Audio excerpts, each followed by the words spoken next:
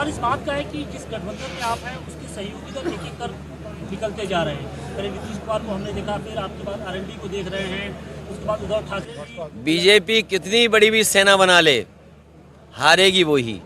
जो बात मैं कहना चाहता था वो अपनी जबान से आप कह रहे हो। जो सवाल आप हमसे पूछ रहे थे वही जवाब आप दे रहे हो। बना लो कितनी बड़ी सेना बनाओगे, लेकिन जनता इनका इंतजार कर रही है। और एक बार दो बार सरकार बना ली और जनता कितना देखेगी। वो तो तीसरी बार के लिए ताल ठोक रहे हैं। अगर तीसरी बार के तार ठोक रहे हैं, अगर 400 पार की बात कर रहे हैं तो 400 हार भी हो सकती है। और फिर क्या कहा कि 370 हमारी, 30 विपक्षी पार्टी।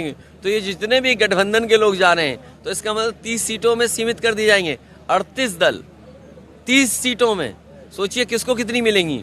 सर आपने बड़ा सेनापति को कौन हराएगा? सेनापति को कौन हराएगा? सेनापति को हराएगी समाजवादी पार्टी और गठबंधन की टीम।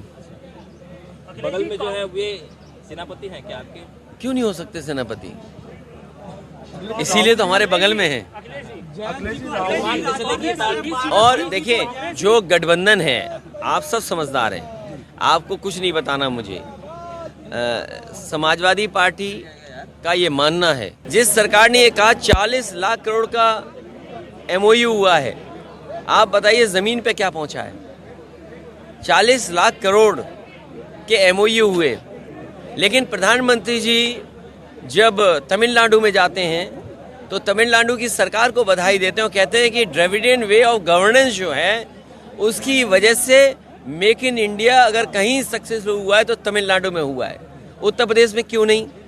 आप दोनों स्पीचेस सुन लीजिए, बजट स्पीच और गवर्नर्स की स्पीच में, दोनों में कहा कि सुपर कंडक्टर में बहुत बड़ा काम होने जा रहा है। अरे भाई, जो मुख्यमंत्री एक बिजली का कारखाना नहीं लगाए वो सुपर कंडक्टर की बात कर रहे हैं, सेमी कंडक्टर की बात कर रहे हैं। अगर सेमी कंडक्टर में सबसे ज़्यादा इन्वेस्टमेंट कहीं आ रहा है तो गुजरात में आ रहा है।